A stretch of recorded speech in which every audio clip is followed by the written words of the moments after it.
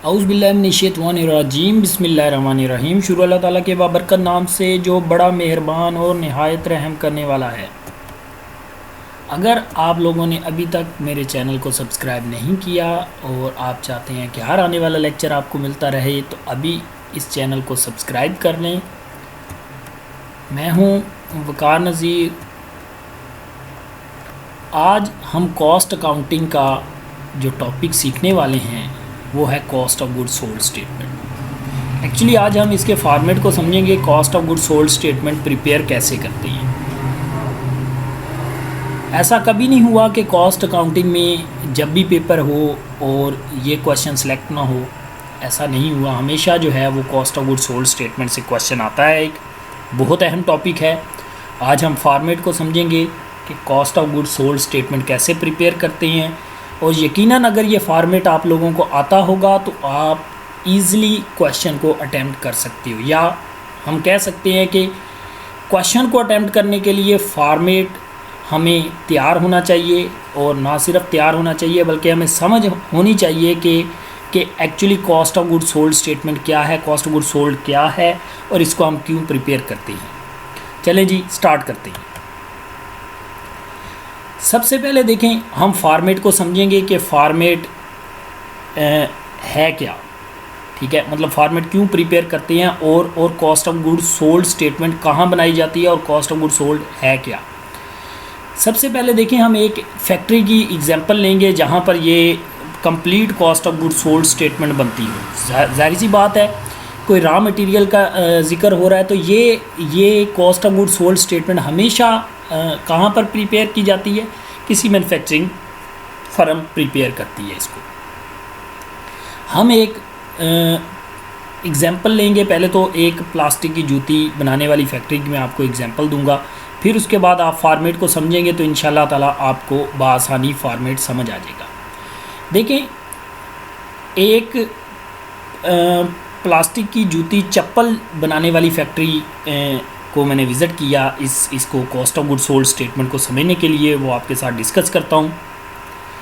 सबसे पहले देखें जी, रॉ मटेरियल फैक्ट्री, अब साल स्टार्ट हुआ है, फैक्ट्री के पास पिछले साल का रॉ मटेरियल मौजूद था। उसने प्लास्टिक, मतलब रॉ मटेरियल उनका प्लास्टिक है तो पहले से प्लास्टिक मौजूद थी। उसके बाद उन्होंने और प्लास्टिक जो है वो सप्लायर से ख़रीदी, तो वो प्लास्टिक जो सप्लायर से ख़रीदी उसको लाने तक का जो ख़र्चा हुआ वो भी उसमें ऐड कर दिया। ठीक है जी। अब प्लास्टिक आ गई फैक्ट्री में, उसमें कुछ ख़राब प्लास्टिक थी, उन्होंने वो रिटर्न कर दी, वापस कर दी, और उस पर जो कुछ डिस्काउंट मिला वो माइनस कर दिया। तो ये टोटल फैक्ट्री में अब वो प्लास्टिक के बैग्स आ गए। अब कुछ लोग जो है वो भाग भाग के फैक्ट्री के ऊपर काम कर रहे हैं। किसी का काम सिर्फ यही है कि उसने प्लास्टिक की बोरी को उठा के वो फैक्ट्री के कुप्पे से में पलटनी है, जो उसको शेप दे रहा होता है प्लास्टिक को, उसको एक जूतियों की शेप में कन्वर्ट कर रहा होता है। उसके बाद कुछ ऐसे वर्कर हैं जो डायरेक्ट, जिनका उसकी सोल को जस्ट उठा के सीधा करना ही उनका काम है। इस तरह से मैंने देखा कि डिफरेंट लोग जो है वो फैक्ट्री के ऊपर खड़े वर्क कर रहे हैं। तो ये जो सारे उसके ऊपर खड़े होके वर्क कर रहे हैं ये टोटल डायरेक्ट लेबर कहलाती है। इसके बाद जो है वो फैक्ट्री चल रही है, फैक्ट्री की टूट फूट, डेप्रिसिएशन मशीनरी की, इनडायरेक्ट लेबर लग रहा है, सुपरवाइज़र की सैलरी हो रही है, ये सब कुछ जो है फैक्ट्री में फैक्ट्री के एक्सपेंसेस भी हो रहे हैं, जिसको आप फैक्ट्री ओवरहेड का नाम देते हो। इसके बाद फिर वहाँ पर कुछ आधी अधूरी कंप्लीट जो है वो चप्पल्स पड़ी हुई थी, जिसमें कुछ ऊपर का सोल अलग बना हुआ है, उसका ऊपर का पोर्शन जूती का जो है वो अलग प्रिपेयर हुआ है, लेकिन अभी वो उसको फिनिश शेप नहीं दी हुई। ये सारे का सारा जो माल पड़ा हुआ है इस तरह से, ये वर्क इन प्रोग्रेस माल कहा जाएगा। ठीक है जी। उसके बाद कुछ माल बिल्कुल तैयार शेप में पड़ा हुआ है, और उसको आगे जैसे वो बाहर से ऑर्डर आता है वो उसको आगे जो है वो सेल आउट करते जाते हैं।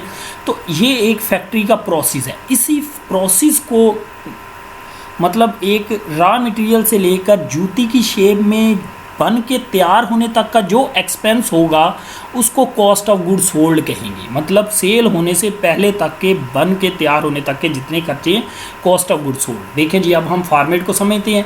फॉर्मेट आना बहुत ही ज़रूरी है चैप्टर के आने के लिए। तो देखें, पहले डायरेक्ट, पहला जो हेडिंग है मेन वो है डायरेक्ट मटीरियल।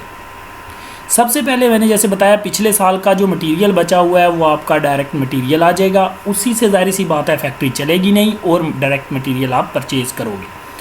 आप मटेरियल और परचेज़ करोगे सप्लायर से लेके आते हुए, जब आप वो मटेरियल लाओगे उसको फैक्ट्री तक लाने तक का जो एक्सपेंस होगा वो आपका डायरेक्ट एक्सपेंस कहलाता है। डायरेक्ट एक्सपेंस कौन कौन से होते हैं? Carriage, cartage, freight, loading, unloading, custom, excise, motive power, royalties etcetera, ये आपके डायरेक्ट एक्सपेंसेस हैं। ठीक है जी। अब आ गया मटेरियल, उसमें कुछ डिफेक्टिव था, वो आपने क्या कर दिया? रिटर्न कर दिया, वापस कर दिया। इसी तरह से आपको परचेज़ पर जो डिस्काउंट मिलेगा वो भी आप उसमें से माइनस कर दोगे, ये आपकी नेट परचेज़ आ जाएगी। आप इसको इसमें ऐड कर दोगे, पिछले वाले मटेरियल जो पहले साल का पड़ा हुआ है उसमें आप ऐड कर दोगे जो आपकी नेट परचेज़ हुई है। तो ये अब आपके पास raw material available for use है, वो एक्सपेंस हो गया जो आपके रॉ मटेरियल पर हुआ अभी तक, जो आपके लिए पास मौजूद है यूज़ होने के लिए। इसमें से देखें, साल ख़त्म हो रहा है, दिसंबर 31 आ गया, आप cost of good sold statement बनाने जा रहे हो। इस साल के एंड पे जो मटेरियल बचा हुआ है वो क्लोजिंग रॉ मटेरियल कहलाएगा, उसको आप इसमें से माइनस कर दोगे तो ये आपका direct material, raw material used आ जाएगा। वो रॉ मटेरियल जो इस साल पूरे का पूरा यूज़ हुआ, वो ये रॉ मटेरियल उसकी कॉस्ट आप कैलकुलेट कर। बात समझ आ गई जी। इसके बाद वही जो भाग के लेबर फैक्ट्री में जूती बनाने के लिए काम कर रही थी, जिसका मैंने आपको जिक्र किया, वो डायरेक्ट लेबर, उसकी जितनी वेजेस है जो आप डेली दे रही हैं, वो मैंने उनसे पूछा तो उन्होंने कहा कि कुछ हम इनको डेली देते हैं और कुछ जो है हम इनको वीकली देते हैं। तो जो डेली वेजेस है उसको आप टोटल डायरेक्ट लेबर की कॉस्ट डेली और वीकली ऐड करके ये आपकी टोटल प्राइम कॉस्ट हो जाएगी। ठीक है जी, आगे चलते हैं। इसके बाद फैक्ट्री के जो मैंने आपको एक्सपेंस बताए, सम टाइम फैक्ट्री के टोटल खर्चे दे देता है, आप टोटल ही ऐड कर लेते हो, लेकिन सम टाइम वो आपको फैक्ट्री के एक्सपेंसेस जो है वो अलग अलग देता है। तो उसमें कौन कौन से होंगे फैक्ट्री में? Indirect material, indirect labour, factory की depreciation, factory insurance, factory heat light power, rent factory का जो होता है, मिसलिनियस मतलब मुतफरका फैक्ट्री के एक्सपेंस। ये कुल मिला के आप इसको सेकंड कॉलम में लिखोगे, इसका टोटल करोगे, ये आपके आ जाएंगे टोटल फैक्ट्री ओवरहेड। तो इसको आप टोटल फैक्ट्री ओवरहेड को आप ऐड कर दोगे किसमें? टोटल प्राइम कॉस्ट में। Total prime cost plus total FOH is equal to total manufacturing cost. अब आपकी टोटल मैन्युफैक्चरिंग कॉस्ट आ गई। ठीक है जी। अब पिछले साल का जो वर्क इन प्रोग्रेस है, आधा अधूरा कंप्लीट है, इनकम्प्लीट जो माल है वो उसकी जो खर्चा हुआ है उस पर उसको आप इसमें ऐड कर दोगे तो ये आपकी cost of goods available for manufactured या मैन्युफैक्चरिंग आपके पास आ जाएगी। इसमें से लेस करोगे आप क्लोजिंग वर्क इन, मतलब अब इस साल ख़त्म हो रहा है ना, इस साल भी तो कुछ आधे अधूरे कंप्लीट होंगे जो अगले साल जाके कंप्लीट होंगे, तो उस पर जो खर्चा हुआ है वो भी आप ऐड कर दोगे, ये आपके पास आ जाएगी कॉस्ट ऑफ गुड्स मैन्युफैक्चर्ड। अभी तक जो मैन्युफैक्चर्ड हुआ है इस साल में उसका खर्चा आपके पास आ गया। अब पिछले साल का भी कुछ फिनिश गुड्स पड़ी हुई है, तैयार माल पड़ा हुआ है जो अभी तक सेल आउट नहीं हुआ, आप उसको इसमें ऐड कर दोगे तो ये आपके पास आ जाएगी cost of goods available for sale. ठीक है जी।